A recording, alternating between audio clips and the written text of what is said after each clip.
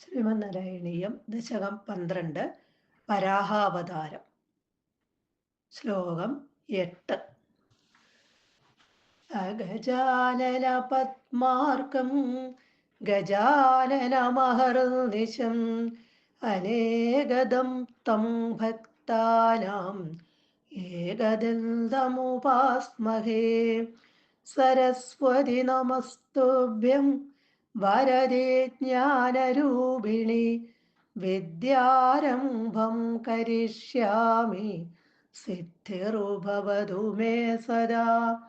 ഗുരുർബ്രഹ്മ ഗുരുർവിഷ്ണുർഗുരുർദേവോ മഹേശ്വര ഗുരുഃ സാക്ഷാത് പരം ബ്രഹ്മ തസ്മൈ ശ്രീ ഗുരവേ നമഃ.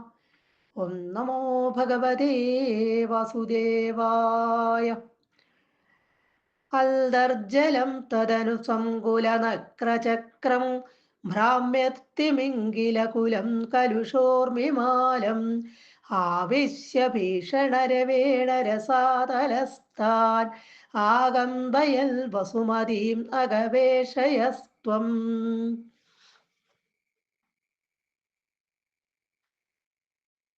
ഇവിടെ കഴിഞ്ഞ ശ്ലോകത്തില് നമ്മൾ കണ്ടു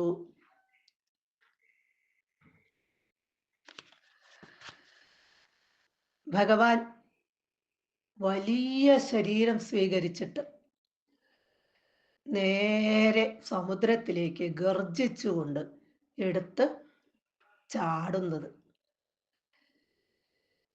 മുനിമാരെല്ലാം ഭഗവാനെ സ്തുതിച്ചു. അവരെയൊക്കെ ആനന്ദിപ്പിച്ചുകൊണ്ടാണ് ഭഗവാൻ താഴേക്ക് ചാടിയത്.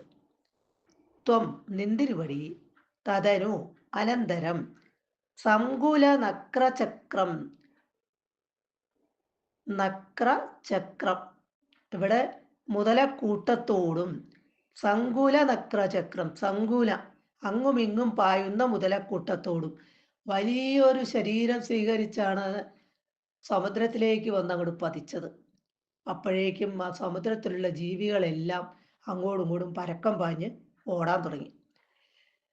അങ്ങുമിങ്ങും പായുന്ന മുതലക്കൂട്ടത്തോടും ഭ്രാമ്യത് തിമിംഗിലകുലം, ഭ്രാമ്യത് വട്ടം തിരിയുന്ന തിമിംഗിലകുലം തിമിംഗിലക്കൂട്ടത്തോടും കലുഷ ഊർമിമാലം, കലുഷ ഇളകി മറിയുന്ന, ഊർമി ഉർമി എന്ന് പറഞ്ഞ തിരമാല, മാലം ഇവിടെ കൂട്ടമാണ്, ഊർമിമാലം തിരമാലകളോടും കൂടിയതായ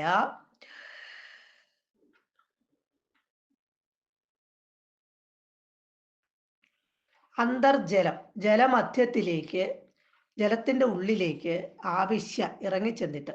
അപ്പൊ ഭഗവാൻ ആ വെള്ളത്തിലേക്ക് വന്നങ്ങോട് ആ പന്നിയുടെ രൂപത്തില് ഭയങ്കരമായ രൂപത്തിൽ വന്നങ്ങോട് വീണപ്പോൾ മുതലക്കൂട്ടങ്ങൾ അങ്ങും ഇങ്ങും കിടന്ന് പായാൻ തുടങ്ങി. തിമിംഗലക്കൂട്ടങ്ങൾ വട്ടം തിരിയാൻ തുടങ്ങി. ഇളകി മറിയാൻ തുടങ്ങി തിരമാലകൾ. അങ്ങനെയെല്ലാമുള്ള ജലമധ്യത്തിലേക്ക് ഇറങ്ങിച്ചെന്നിട്ട് ഭീഷണ രവേണ ഭയങ്കര ഗർജനം കൊണ്ട് ഭഗവാൻ ഭയങ്കരമായിട്ട് ഗർജിച്ചു. ആ ഗർജനം കൊണ്ട് പാതാളവാസികളെ രസാതലസ്ഥാൻ, രസാതലത്തിൽ വസിക്കുന്ന ആ പാതാളത്തിൽ വസിക്കുന്ന ആ ജനങ്ങളെ ആകമ്പയൻ കിടുകിട വിറപ്പിച്ചുകൊണ്ട് വസുമതിയും അഗവേഷയ, വസുമതിയും ഭൂമിയെ അഗവേഷയ അന്വേഷിച്ചു. വെള്ളത്തിന്റെ അടിയിലേക്ക് ചെന്നിട്ട് ഭയങ്കരമായിട്ട് അങ്ങ് ഗർജിച്ചു. അവിടെ ഉള്ള ആ അസുരന്മാരെല്ലാവരും ഒന്ന് പേടിച്ചു, നന്നായിട്ട് പേടിച്ചു. എന്നിട്ട് ഭൂമിയെ ഭഗവാൻ അന്വേഷിക്കാൻ തുടങ്ങി.